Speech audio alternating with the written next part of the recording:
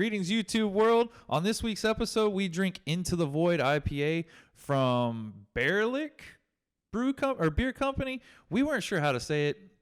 Maybe you do. Let us know in the comments. We go over plateauing in the gym, what we do to get past it, and then I think we talk a little bit about Thor back squatting. Other than that, you got to watch it and see how the beer is. Later, guys.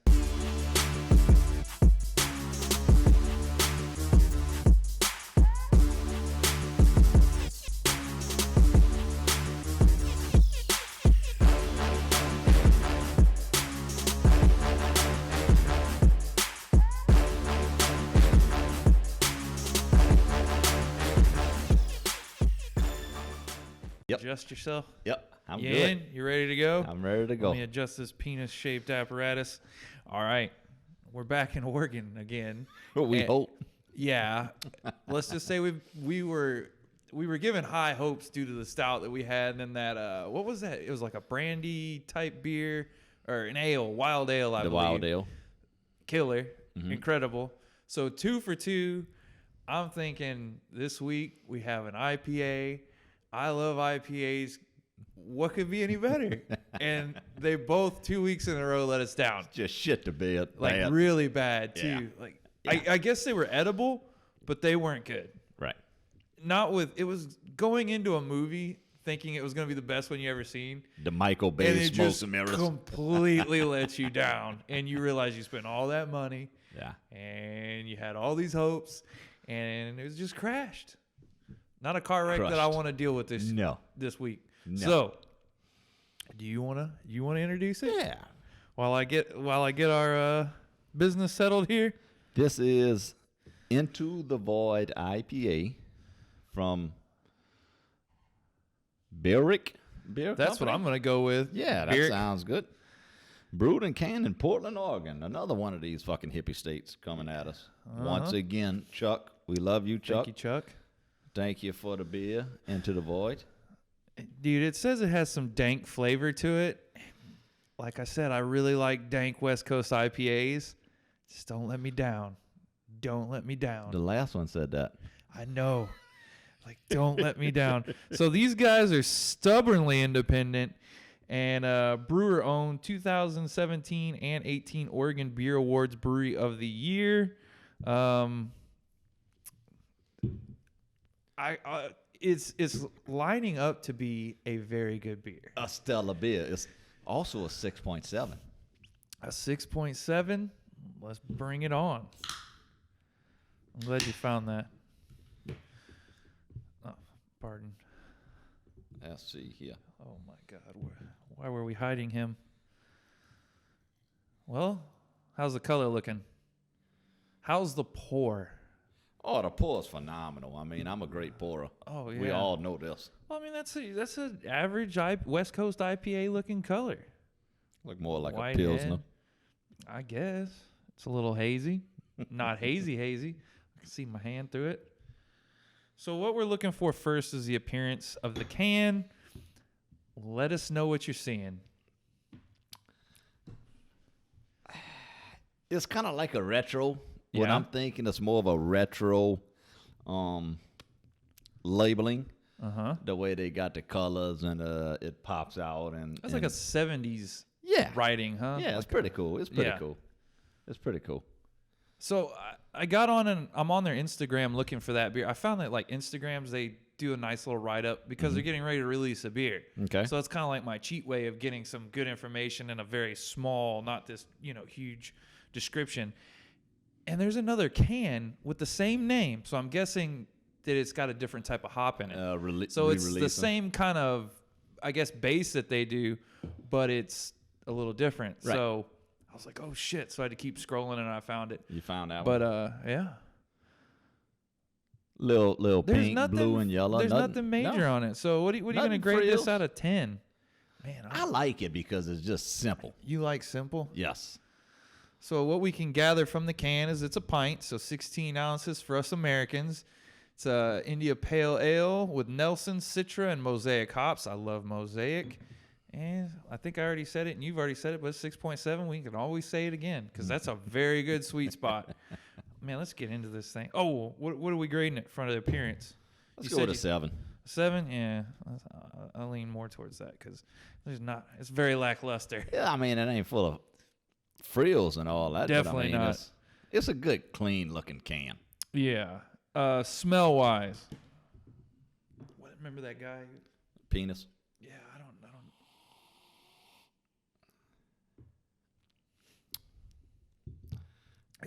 It's an IPA smell. But a very faint smell. Yes. It's not strong smelling whatsoever. No. Not at all. No. It smells like it's good. Like it has the good IPA smell to it that I like. Mm-hmm. But it's not very strong. No. At all. Mm-mm. So I want to give it a high mark, but I can't because there's not much there. Man, I want an IPA that just slaps my nose. Like I gotta pull my head back from. So, and I could tell that smells in there of that, but it is very faint. I'm not smelling much. Yeah. No, I mean, what I smell is a West Coast IPA at like a 2, at a level 2 and not a 10. Very toned down. Yeah, very. That might be what they're going for. Like we're smelling it out of a thimble and I'm really having to dig in to get a good smell. So what do you say out of 10? 5. That was the number that was in my head. Look, this beer smells good. There's just not a lot of it. Right. It actually It's has hard a to very smell good, dank smelling IPA smell to it, but it's Not there. not there. Right. How do you explain that? Like if somebody farted in the other room, like you could smell it, but it's not as it's not as pronounced. It ain't like you're It's getting like, man, hot I box know in the you car. fucking farted in there, dude, but you ain't getting the full whiff. That's exactly what I'm going with. All right. Yeah. So today I was looking on Instagram for some topics. Mm-hmm. In 2018, I think it was, Thor squatted, I don't know if you've seen it, 445 kilos. That's 981 pounds. This is before he started dropping weight for all the boxing and shit like that. But it looked easy. I know that's a big man. He's like 400 and some odd pounds. Yeah, when you walk around at 400 pounds. His gym though is so fucking cool. Like the people around, it's probably for him. They don't do that with everybody that's lifting in there. Yeah. But when you see it, they're like, oh, half of it's like, I guess, Icelandic, Viking language, and then some of it you can tell is English. I need that around me when I lift. But I mean, maybe he's like a 600-pound squatter, but with his crew, they pump him up. another They 300 pump 'em up. pounds.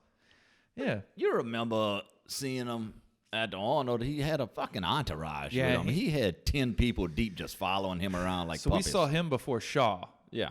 At least for me. Mm-hmm. And yeah, he came by with honor. And this is when we were balls deep into, when he's playing the Mountain in Right. Game of Thrones. Yeah. So for me, I wasn't there for the movie stardom of him. Like, I really like the strongman stuff.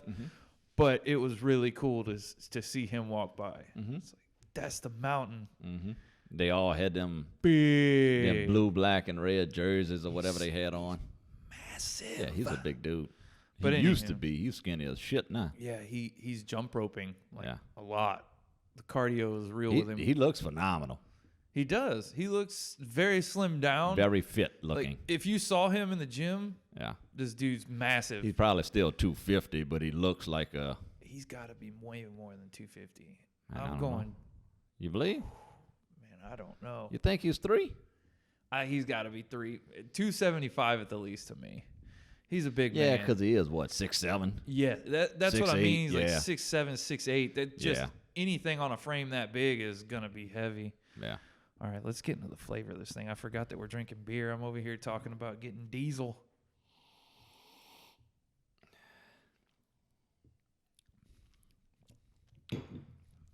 Okay. What I'm getting out of this is an IPA. That's all I've got. It's good. I like it. There's nothing fancy about it, but it's like the other. It's lacking a lot of the flavor. At least with this one, It's I can lacking taste flavor. I could taste like some of the hops in it. You know what I mean? Like I get something. I get some bitterness. The other 2 weeks, there was none of that. It Right. was dead.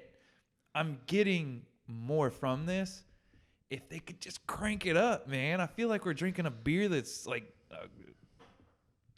I'm 4. I'm starting to wonder If your stocking method wasn't good, if the shipping and sitting in a closet, sitting in the closet and all that head ain't, because it's possible. Chuck, I doubt Chuck is gonna send us some bad shit. Well, he may have not tried it. He does like the devil's backbone, so No, I mean this was canned on what is that? July 23rd, 2021, or 2021. It's not massive. Yeah, the best way I can describe this for you guys watching, it's just like it smells. It's I can tell it's a good beer, but there's not much smell there. I could tell it's a good flavor beer, but there's not a lot of flavor there. It's really weird how like it's just dumbed down. Like like we're drinking their light. This is the light beer. Yes. It's supposed to be. it tastes like a good IPA that's drinking- watered down. Yeah, we're drinking a Bud Light here, not a Budweiser. I mean, that's essentially what I'm going with here. Yeah. Like it's gonna get the job done. It's good in its own little way, but I want more to it. Like I don't know, man. It's frustrating. You want a kick in the teeth of flavor. Yeah, like dude, I want my IPA to make me go, holy shit. That's grapefruit. Yeah, that's bitter. None of that. Like I can taste it. Like it's a fine taste to it. It tastes more like this is sad to say, it is kind of like a watered down session IPA. This is a session IPA. That's what it tastes like. And I would just go with it tastes like a session IPA, which it's not. I mean, 6.7. It's not a session. Well, to some people that is. But yeah, that tastes like a session IPA is what that tastes like. So out of 30, what are you giving it? 15. Let's do that. 15. Halvesies. So this to me, if they cranked it up, it would have been up there 25 plus for sure. Yeah. Out of 30. Yeah. But due to the fact that it's just not a lot coming out of it, halvesies. So look. So my sister works at that CrossFit gym. And at her CrossFit gym, we got quite a few customers. So the customers, we sent out the email yesterday about the 40% off and all that. My sister go ahead and sends me a text this morning. Somebody wanted to know if my calves were photoshopped in that picture. Oh, yeah. For those that don't know, I'm like, fuck we posted you. A picture. Bud sent me a picture of his body and his calves. The angle was just not good. It's fucking straight on. You can't get a better angle. It's like, I don't know, man. So apparently Bud's calves looked a little small, and the what was it? Discount code. That's the word. Yeah. Was one word, small calves. I'm glad it was you and not me, because They actually want to know if them things are photoshopped. you should have said yeah, Like, man. no, fuck you. Waist down. Well, your quads look big. Maybe that's why it makes your calves look so small. That's what my excuse is. Yeah, that's what it is. Yeah, my I quads. might have to insert the picture so blowing they can up. see what we're talking about. Let's talk about progressive overload. Mm-hmm. What's it mean to you? I know it's a word you like to use, and I like it. Progressive overload, of course, them science fuckers are going to say that ain't the only way to make a muscle grow. But the only way a muscle will adapt is you put it under stress and a load that it could handle today. Your body's going to try to adapt to that load. That way, next time that muscle is put underneath that same load, it has gotten stronger or bigger to handle that load. That means you could do either more weight or one more rep at the same weight you did the previous week. Yeah. So progressive overload is continuously either getting stronger within the same rep range or getting more reps at the same weight, week after week after week. Year after year after year. But of course, the human body is going to stop at some point. I mean, you can't. You're going to plateau. Yes. Which brings me into another question. So, first off, Progressive overload is exactly the way I train and you train. I love Hypertrophy. It also keeps me. I think it keeps me away from injury because it sounds funny. I've been PRing lately, and we can get into that later. But I'm seriously doing 3 sets of on my deads, 3 sets of 2, 3 sets of 1, and you hear that and you're like, that's not a lot. You're not doing 5 sets of 1. You're not doing. Every one of those sets is damn near max output. So I was doing, when I was at my sets of 3. RPE 9. Yeah, RPE, holy shit, last couple of weeks. But like my squatting right now, today I did 3 sets of 4, but all of them were all heavy. I write it down in my notes. It was like the first set was a skull beside it. God, how am I going to do another one?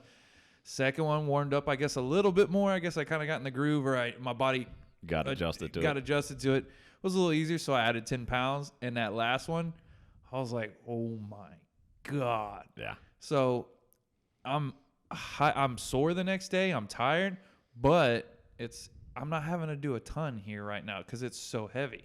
And it's because I've progressively gotten heavier. I started out with sets of 10, sets of 8, sets of 6. Now I'm down to 4. And just progressively, keeping that same trajectory here. And as long as you are sleeping enough and getting enough nutrition, well, your body calories a day could recover, you should be able to continue until you do hit that ceiling. I forgot what you said, and I was going to say something about it. Moving on in training. Oh, about plateauing. I've been wanting to ask you about this, but do you want to see who's sponsoring us today? Oh, you and then we can the get into the plateau question. I've had this plateau question in my phone for like a couple of months, and I have not asked. Never got around to it. Yeah, we always. Oh, whoa. Yes. Whoa. Today brought to you by Pringles, and obviously they have noticed you're bulking. How both of our bulks are going, and maybe our waistline is growing a little bit, but these cocksuckers at Pringles, they're trying to make a point, and they send us the original. I don't know if I'm offended. Fat. You should be. I think we ought to they give say it a try, you're getting though. fat. Oh, we trying them. You've had one of these before? I'm really gonna laugh. I've never had reduced anything. Tell me they taste like original. Can't tell the difference, can you? I can't tell the difference. Can't tell the difference. What they did is they made them like a little bit smaller, maybe, and they made them the same.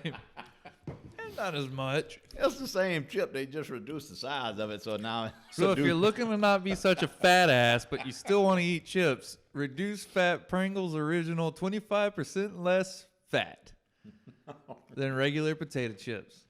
Excellent. That's a good chip. Especially for fat-free. Okay, let's get into the plateau situation. You've probably been working out way longer than I have. Not probably, you have. So you probably plateaued 100 times easily. Or, whether it's a massive plateau, little plateau, you've gone through some peaks and valleys. When you find yourself plateauing, what are some changes you make? I.e. sets, reps, weight, different machine, different movement, maybe going from free weight to a machine or a machine to free weight. What are some of the first, I guess this is me trying to dig into your mindset because I think, your bodybuilding background is a little bit different than my CrossFit background. When you start to plateau, what's some quick, easy fixes? Or do you go with quick, easy fixes? Or do you sometimes just throw the whole thing out and start really tweaking? What do you do? I know there's a lot there to chew on. I think a lot of my problem is I don't keep a logbook. I kept a logbook probably for about, 2 years. When I decided I was going to compete, I kept logbooks. And a logbook is the best thing anybody could do. Which I keep one. Yes. Yeah. Especially, if you're following some type of program, any coach is going to tell you to log it. I'm just trying to look good naked, so I'm really not keeping it a gives log me an book. excuse to get on my phone and check Yeah, log it in, check yeah. my Instagram. Yeah. Oh Look no, for man, dick I'm pics. logging. But there's so many different, in my opinion, there's different ways because you could plateau on strength, you can plateau on size, there's multiple things. So Yeah. if It's a very broad subject. sometimes taking a week off. Yeah, which I didn't think you did. I haven't. Well, last week I took some time off. I went and get drunk, but that was time off from the gym. And I tell you what, today I felt great Yeah. doing a leg workout. After you sweated it all out doing back with Henry this week. Yeah.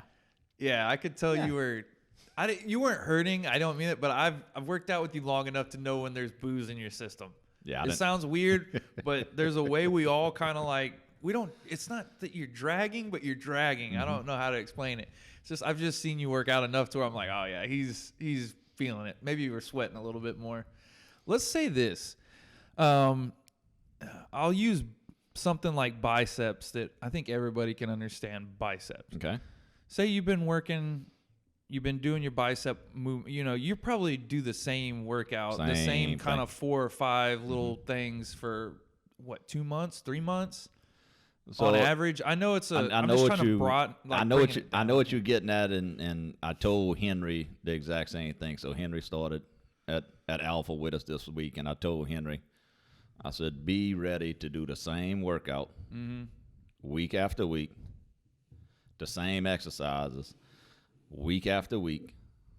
And I said, the only time I change is when I don't feel that workout anymore.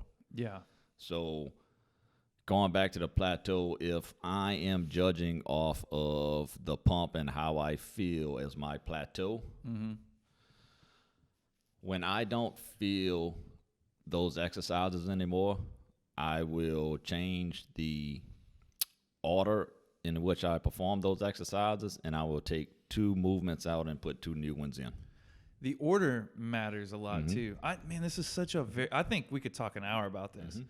I found that sometimes, obviously I'll come in and warm up, do something like on a back day, my Monday. I've been doing almost the same 4 machines or movements now for like 6 months. Haven't changed them because I'm consistently getting stronger and stronger at them. Which I'm like, I'm not going to change it because I keep adding another plate or adding and adding.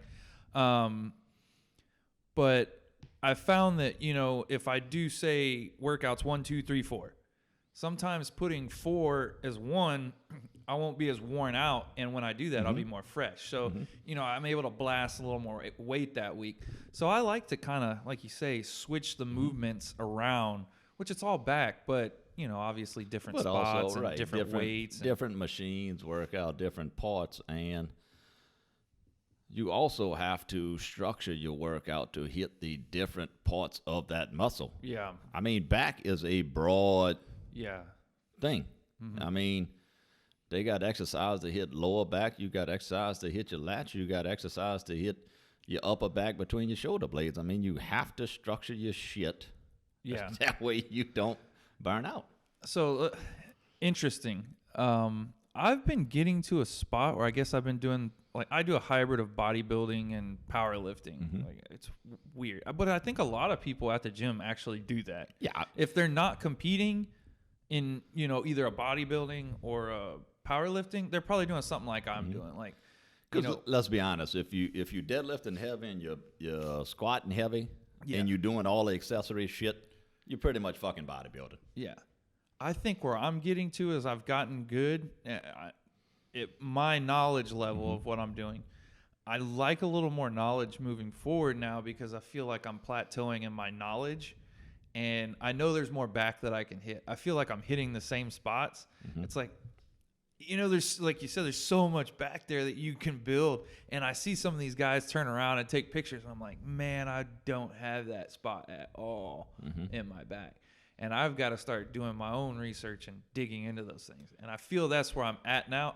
Granted, where I'm at is not, I'm not some high and mighty dude. Right. But I'm starting to see the more I get into it, like if it was golf or anything, maybe I need another club.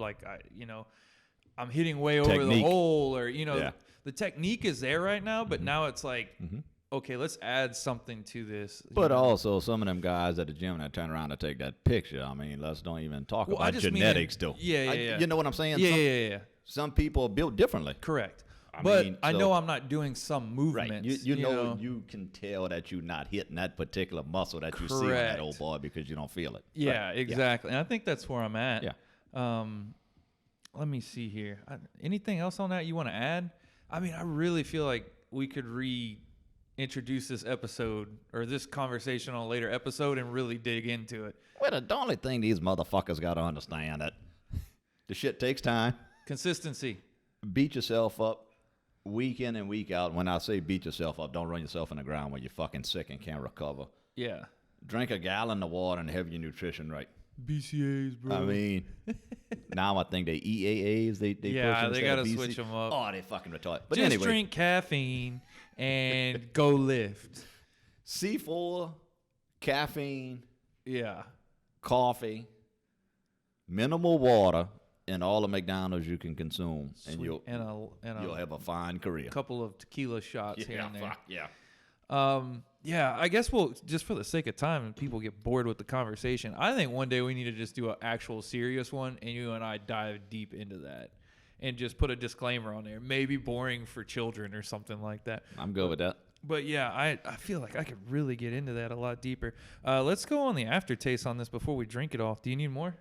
There's a little bit more in there. I'll drink it. I think it's going to do very high on the drinkability. You could pound these because, in my opinion, the aftertaste is not there. Okay, I haven't paid attention to it. I've been learning in these episodes to not think ahead and just drink what it says next. And it's helping me grade them a little bit better. I'll let you put your number on that aftertaste. Okay, it's bitter. It sits there for a while. I like bitter. I like that's why I probably like IPA so much. And coffee. I still taste it. It's not strong aftertaste. It's not bad. We're grading out of 20. I'm going to give it a 15. Perfect. Because it's good. It's a good aftertaste. It's just not like with everything else about this beer, it's just not accented. There's no exclamation on this. There's not a lot of it. Yeah. Correct. So 15. But, I mean, I can still taste the bitterness on my tongue. It's a very West Coast tasting I think I had IPA. more of these reduced fat Pringles than you did. And okay, so coating it. Is it still sitting on my tongue right now? I'm going to go with a 16 because I can still taste it. I'm still tasting it sitting here talking to you. Drinkability-wise, out of 30. 30. I think we need to do what we did on that one and go 35. You could pound or these some 40. bitches. Yeah. Note to that brewery, I can pound these all day. So if you want to market it as a session IPA, that may be what you want to do because I could pound these. So let's go 35. These are very let to drink. Let me see here. We're going to end the episode. I'm going to do a little math on this, on what we got here. But as I'm doing it, I want to give the audience something to listen to you talk about. Okay. Why don't you just tell them about your trip real quick while I do the thing? Oh, the Drunk Fest in Alabama? Yeah, well, did you get anything? No, it was a great trip. Got to see them guys from Florida and one boy from back home. The only time I get to see him is on this trip. So we had a good time. Saw a lot of deer. Did you get anything? No, nobody shot anything. Oh, did you even shoot, or were y'all too drunk to shoot? I don't bring a gun. I ain't brought. We've been going over 15 years. I ain't brought a gun in 10. I don't bring a gun. Oh, you just out there getting drunk in the field. I go ahead and get drunk and eat. I love it, man. Yeah, take my week off from the gym, get drunk, and eat. All right. We'll end on that note with this as at the end of that note. Into the Void, 6.7. I don't know how to say that name. Baerlic. We not the best. We not the best at Baerlic Brewing Company, Portland, Oregon.